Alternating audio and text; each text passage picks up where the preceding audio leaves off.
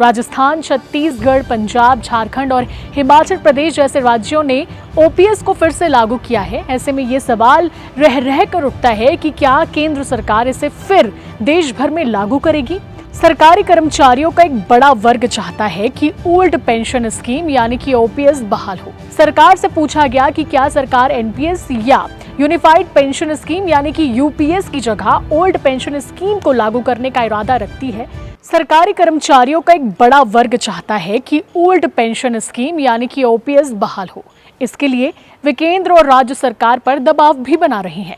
राजस्थान, छत्तीसगढ़, पंजाब, झारखंड और हिमाचल प्रदेश जैसे राज्यों ने ओपीएस को फिर से लागू किया है। ऐसे में ये सवाल रह कर उठता है कि क्या केंद्र सरकार इसे फिर देश भर में लागू करेगी। ओपीएस को लेकर सरकार का रुख क्या है? क्या सरकार एनपीएस या यूपीएस को हटाने का इरादा रखती है? पिछले दिनों संसद में कुछ ऐसे ही सवाल वित्त मंत्रालय से भी पूछे गए। जो जवाब मिले उनसे इस मुद्दे पर सरकार के रुख का साफ पता चलता है। नमस्कार दोस्तों, मैं हूं निधि भारद्वाज और आप देख रहे हैं सीजी भास्कर। सबसे पहले आप सभी दर्शकों को नए साल की ढेर सारी बधाई और शुभकामनाएं। साल तो नया आ गया, लेकिन सरकारी कर्मचारियों के पुराने सवाल अभी भी बाकी हैं। ऐसे में देश में लागू पेंशन स्कीम को लेकर हमारी एक खास रिपोर्ट जरूर देखें। सरकार से पूछा गया कि क्या सरकार एनपीएस या यूनिफाइड पेंशन स्कीम यानी कि यूपीएस की जगह ओल्ड पेंशन स्कीम को लागू करने का इरादा रखती है। सवाल को लेकर वित्त राज्य मंत्री पंकज चौधरी का जवाब था कि एनपीएस और यूपीएस के तहत आने वाले केंद्र सरकार के एम्प्लॉयज के लिए पुरानी पेंशन स्कीम शुरू करने का सरकार का कोई प्लान नहीं है। यानी ओपीएस की मांग करने वाले कर्मचारियों के लिए ये बुरी खबर है। बता दें कि ओपीएस भारत का सबसे पुराना पेंशन सिस्टम रहा है। इसमें रिटायरमेंट के बाद कर्मचारियों को तय पेंशन मिलती है, जिसे हर वेतन आयोग के साथ बढ़ा दिया जाता है। सरकार को इसकी पूरी जिम्मेदारी उठानी होती है। 1 जनवरी 2004 से केंद्र सरकार ने ओपीएस को खत्म कर नेशनल पेंशन सिस्टम लागू किया।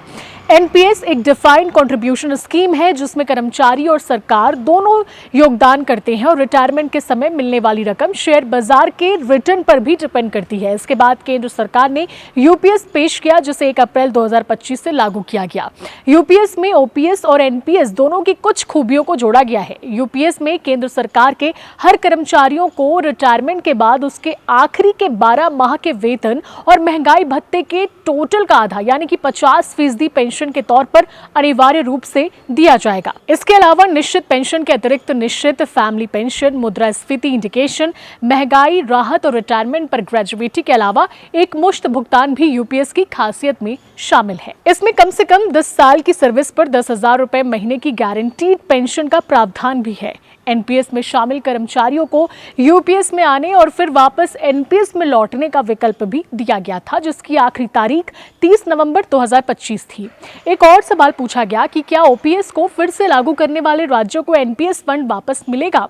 मंत्री पंकज चौधरी ने बताया कि पीएफआरडीए कानून और उससे जुड़े नियमों के तहत एनपीएस में जमा कर्मचारी और सरकार का योगदान और उस पर मिलने वाला रिटर्न राज्य सरकारों को वापस नहीं किया जा सकता। यानी कि ओपीएस बहाल करने वाले राज्यों को केंद्र के पास जमा एनपीएस फंड नहीं मिलेगा। यूपीएस को लेकर यह सवाल भी पूछा गया कि क्या इसमें कर्मचारियों की सैलरी से कटने वाला योगदान रिटायरमेंट पर वापस नहीं मिलेगा।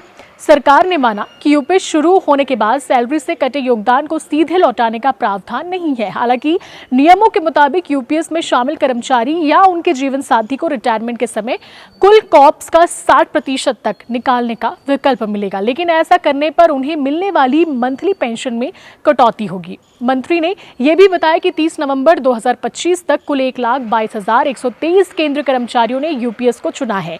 इसमें नए कर्मचारी, मौजूदा कर्मचारी और पहले रिटायर हो चुके कर्मचारी भी शामिल हैं। तो कैसी लगी हमारी ये जानकारी, कमेंट जरूर करें। और अगर आपको इसी तरीके के मुद्दे पर वीडियोस चाहिए तो प्लीज कमेंट अपना हम तक जरूर पहुंचाएं और देखते रहें सीजी भास्कर। नमस्कार, जय हिंद, जय भारत, जय छत्तीसगढ़। और एक बार फिर से आप सभी दर्शकों को नए साल की ढेर सारी बधाई और शुभकामनाएं।